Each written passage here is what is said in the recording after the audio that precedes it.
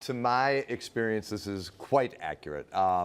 I think when we're in on-again, off-again relationships, we're looking for something that's probably not there. Yep. There's some degree of toxicity. There's a reason we break up in the first place, right? True. And we sometimes become what I call codependent, right?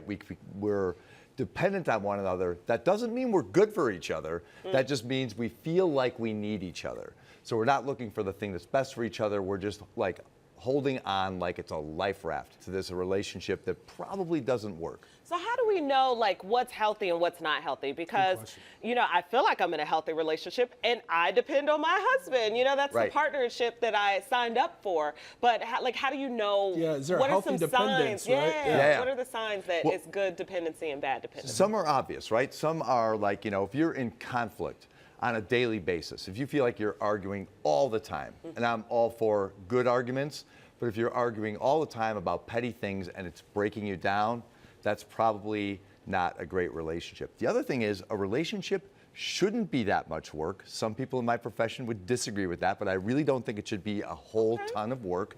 It should lift you up. It should make you feel good about yourself and good about the person you're with. Yeah, and you know, I think that's the beauty of knowing when you're in a good relationship. Like I know you are. I've become somewhat close with your husband, who's a great guy. You guys are. You don't know me.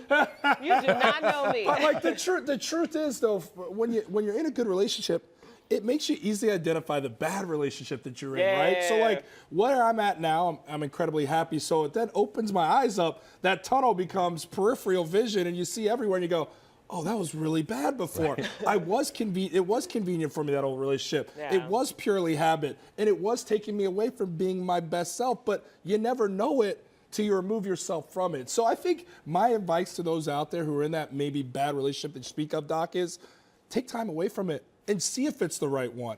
Force yourself to see, am I obligated to this person? Is it convenient? Is it habit? And then give it some time, see if there's somebody else out there.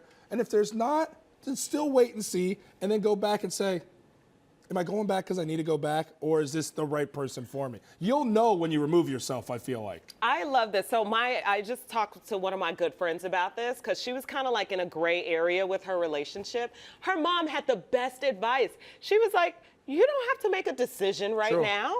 Take that time, like you said. I thought that was the best advice because I'm always a black and white person. I'm like, are we on or are we off? Pick one. I don't like the back and forth. But like she basically was like, relax. You don't have to make a decision right now about the rest of your life. Like just figure it out. Give yourself some time. It'll become clear. How do we do, Doc? Because you guys are great, right? Yeah. We're this time of great urgency where we feel like we have to make these decisions that are lifelong right now. Take your time. Take a trial separation. See how it works. It might feel better, and it might draw you right back to that relationship, and it might be the right thing. You know, I think people, best of intentions, come in when they have a child and want that child to know that he or she is special, and this is going to be a special life. I don't know that it always works out that way because this becomes your calling card, right? For the rest of your life. This is what you're going to be telling people. Thanks you a are lot, called. Mom. Fifth grade's not been too much fun for calling me Messiah. Exactly. Exactly. So, doctor, in my professional opinion, with my junior doctor degree. You putting your little doctor's cap on? My junior doctoral degree tells me that I feel like it's coming from a narcissistic place for me to think that, this sounds bad, people don't at me on social media. Here we go. Okay, I'm gonna offend some folks. I'm gonna sit on this side. For me to think that my child is so much more special than all the other children, I guess I feel like everyone is special. All the children hold a lot of potential, but that's what it is. It's potential. So like it's to me, it's a little narcissistic. I think I agree with you. I think sometimes when we get blind as parents, we're driven too much by fear and judgment and our own egos. I think that's what you're suggesting. Is there's a little ego in there, a little too much. But I got one too.